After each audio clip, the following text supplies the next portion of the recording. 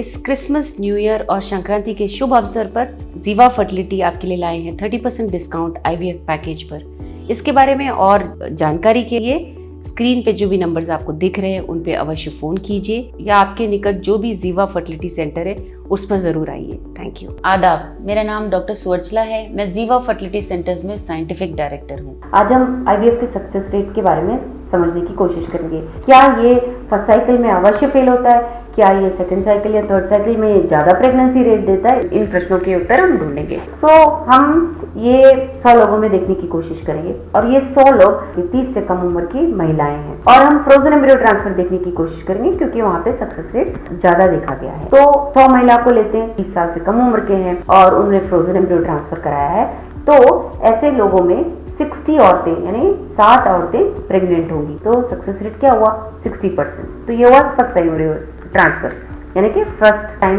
Transfer के बाद। जब सेकंड टाइम आते हैं यही महिलाएं, जैसे कि 40 लोग प्रेग्नेंट नहीं हुए हैं ना 100 में, तो ये 40 में अगर दूसरी बार एम्ब्रियो ट्रांसफर कराया तो इनमें 24 यानी कि 24 महिलाएं प्रेग्नेंट होंगी। तो इसमें भी सक्सेस रेट 60% है, यानी कि 40 में 24 महिलाएं प्रेग्नेंट हुए तो 60% सक्सेस रेट है। क्यूमुलेटिवली देखें अगर हम, यानी कि फर्स्ट साइकिल और सेकंड साइकिल दोनों को मिला के देखें तो 84 पीपल प्रेग्नेंट हुए, मगर हर साइकिल में सक्सेस रेट 60% ही रहा है। या फर्स्ट साइकिल रहने दीजिए या सक्सेस सेकंड साइकिल रहने दीजिए।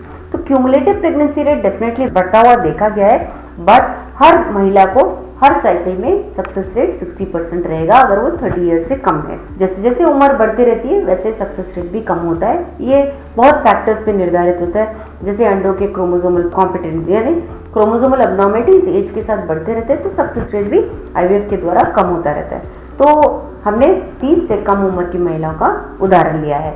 जैसे उम्र बढ़ती रहती है, जैसे कि 40 साल की महिलाओं में 15 से 20% ही सक्सेस रेट रहता है और हर साइकिल में चाहे वो एक बार कराए एम्ब्रियो ट्रांसफर या दूसरी बार कराए एम्ब्रियो ट्रांसफर उसमें भी उतना ही सक्सेस रेट रहेगा। इसके बारे में और जानकारी चाहिए आपको IVF के बारे में या एम्ब्रियो ट्रांसफर के सक्सेस रेट के बारे में, आपके फैक्टर्स को ध्यान में रखते हुए, यानी कि आपके ओवरीज में कितने अंडे हैं, आपका गर्भाशय कैसा है, आपके हस्बैंड के स्पर्म्स कैसे हैं, उसका सक्सेस रेट कैसा रहेगा, अगर आप जानने की कोशिश कर रहे हैं तो अवश्य जीवा फर्टिलिटी सेंटर आइए। हमने इस वीडियो बनाने के लिए बहुत मुशक्कत की है। मेहरबानी करके हमें लाइक और सब्सक्राइब जरूर कीजिएगा। शुक्रिया।